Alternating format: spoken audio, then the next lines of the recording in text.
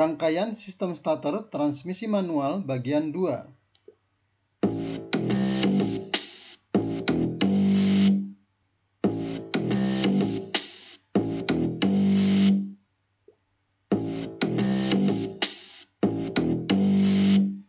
Tujuan video ini adalah 1.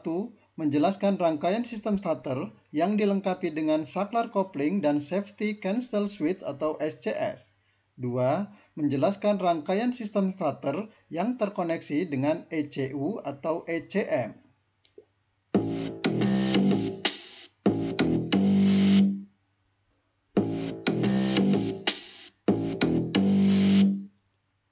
Rangkaian sistem starter dengan saklar kopling dan safety cancel switch atau SCS.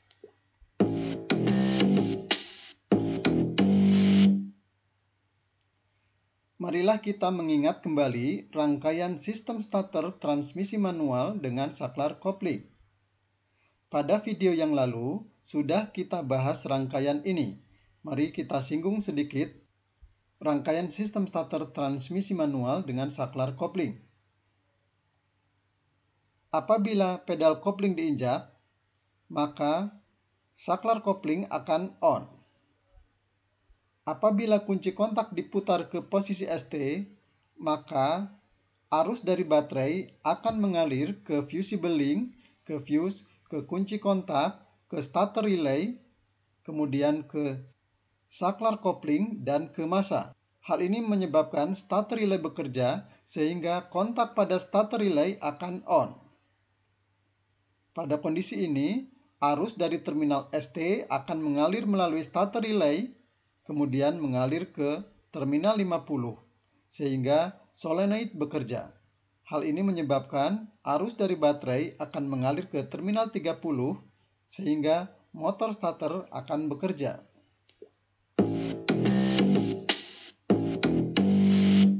Jadi, jika pedal kopling diinjak, maka saklar kopling akan on dan sistem starter dapat dioperasikan.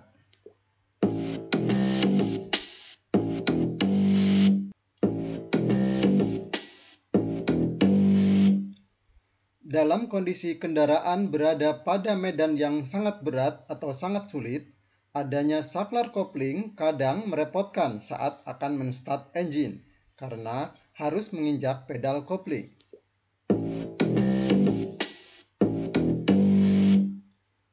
Sekarang perhatikan perbedaan rangkaian sistem starter dengan yang menggunakan SCS.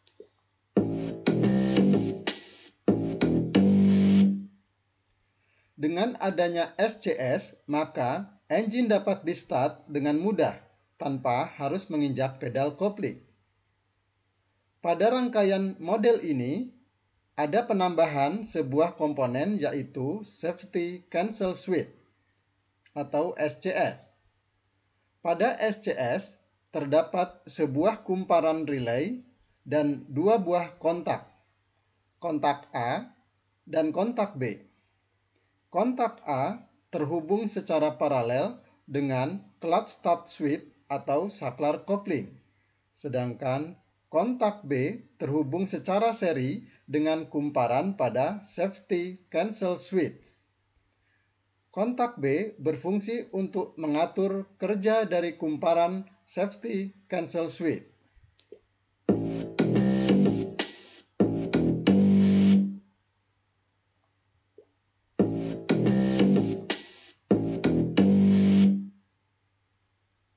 Jika safety cancel switch atau SCS dalam kondisi off, sistem starter dapat bekerja jika pedal kopling diinjak.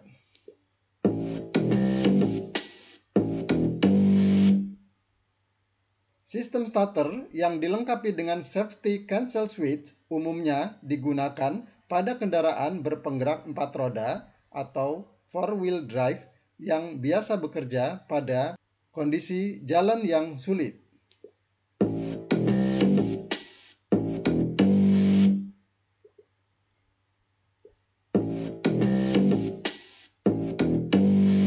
Sekarang, mari kita perhatikan cara kerja saat pedal kopling diinjak dan safety cancel switch dalam posisi off.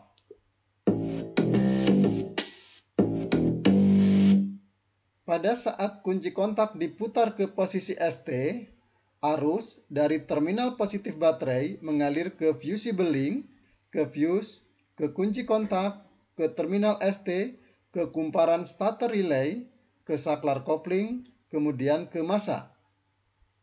Hal ini menyebabkan terjadinya medan magnet pada kumparan starter relay. Oleh karena itu, plat kontak akan terhubung. Dalam kondisi ini, maka arus dari terminal ST akan mengalir menuju ke terminal 50 pada solenoid. Sehingga solenoid bekerja dan menghubungkan antara terminal 30 dan terminal C. Kemudian, arus yang besar mengalir dari terminal positif baterai menuju ke terminal 30. Kemudian masuk ke motor starter dan ke massa. Hal ini menyebabkan sistem starter bekerja. Pada saat mesin sudah hidup, maka kunci kontak dilepas sehingga posisinya kembali ke posisi on atau posisi IG. Hal ini menyebabkan arus yang dari terminal ST ke starter relay dan ke terminal 50 pada solenoid akan terputus. Medan magnet pada kumparan starter relay akan hilang, sehingga kontak pada starter relay akan terbuka. Hal ini menyebabkan arus yang besar ke motor starter melalui terminal 30 terputus, sehingga motor starter berhenti berputar.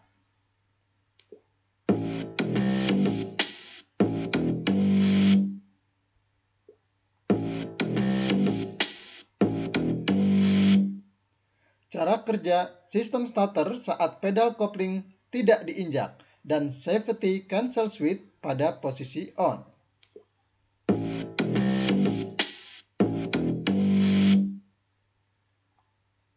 Jika safety cancel switch atau SCN dalam posisi on, sistem starter dapat bekerja meskipun pedal kopling tidak diinjak.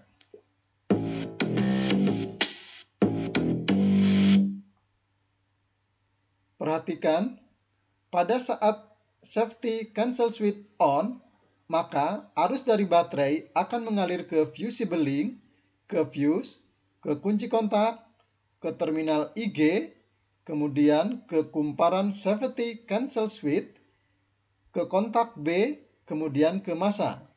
Hal ini akan menyebabkan terjadinya medan magnet pada kumparan safety cancel switch.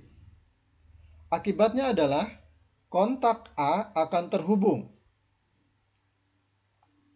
Apabila kunci kontak diputar ke posisi ST, maka arus dari terminal ST akan masuk ke kumparan starter relay, ke kontak A, kemudian mengalir menuju massa. Hal ini menyebabkan terjadinya medan magnet pada kumparan starter relay. Akibatnya adalah kontak pada starter relay akan terhubung. Dengan demikian, arus dari terminal ST akan mengalir ke kontak starter relay dan ke terminal 50 pada solenoid, kemudian ke massa. Aliran arus ke terminal 50 ini menyebabkan solenoid bekerja sehingga terminal 30 dan terminal C terhubung. Efeknya adalah arus dari terminal positif baterai akan mengalir ke terminal 30 pada solenoid, kemudian ke motor starter, dan ke massa. Maka, motor starter akan bekerja.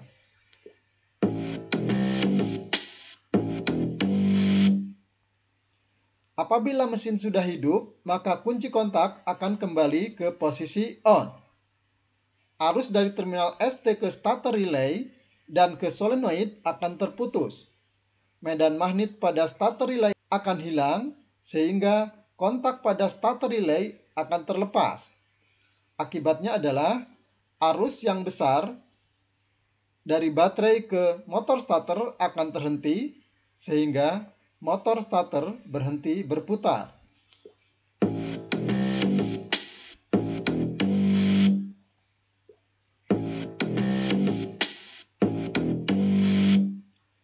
Diskusikanlah beberapa hal berikut bersama teman-teman Anda.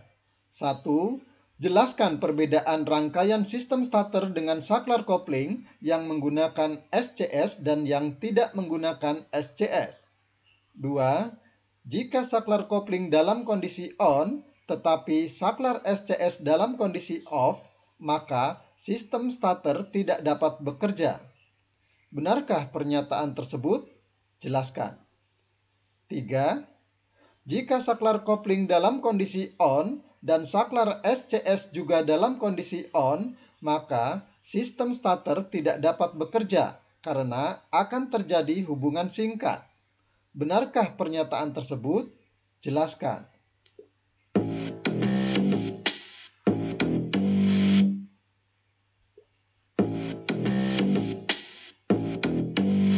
Sekarang, marilah kita pelajari rangkaian sistem starter transmisi manual yang terkoneksi dengan Electronic Control Unit atau ECU.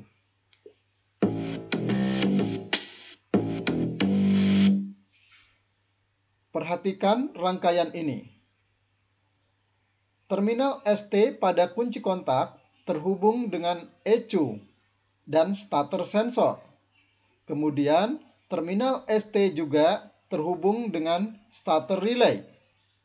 Dan salah satu ujung kumparan starter relay terhubung dengan transistor pada Electronic Control Unit.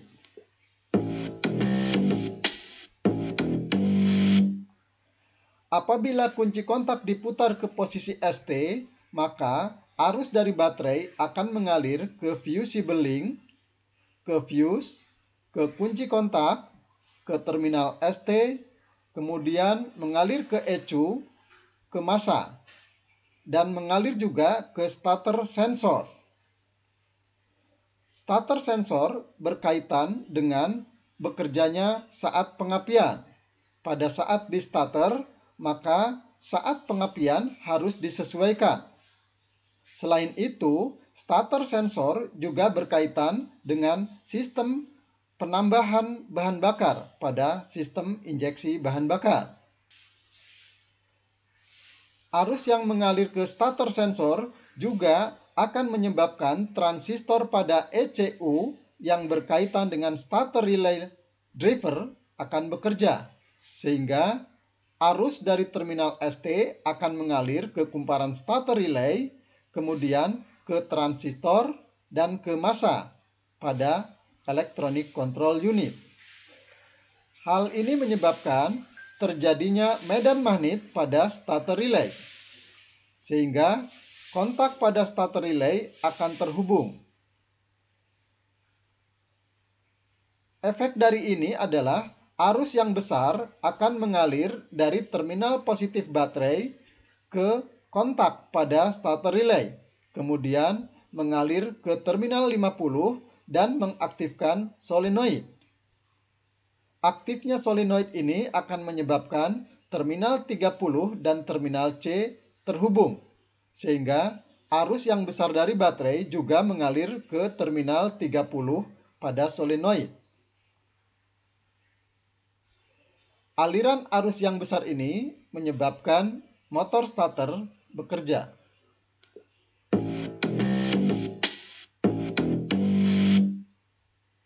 Apabila mesin sudah hidup dan kunci kontak kembali ke posisi on, maka arus dari terminal ST kunci kontak akan terputus, sehingga arus yang ke starter relay dan ke ECU dari kunci kontak akan terhenti. Hal ini menyebabkan medan magnet pada starter relay akan hilang, sehingga kontak pada starter relay akan terputus.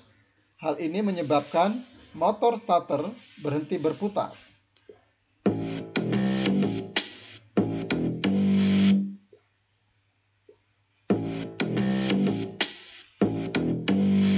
Diskusikanlah beberapa hal berikut bersama teman-teman Anda. 1.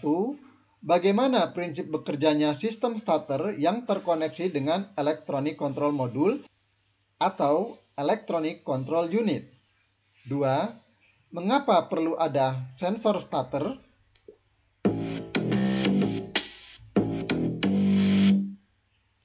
1. Sampai jumpa di video berikutnya, rangkaian sistem starter pada kendaraan dengan transmisi otomatis.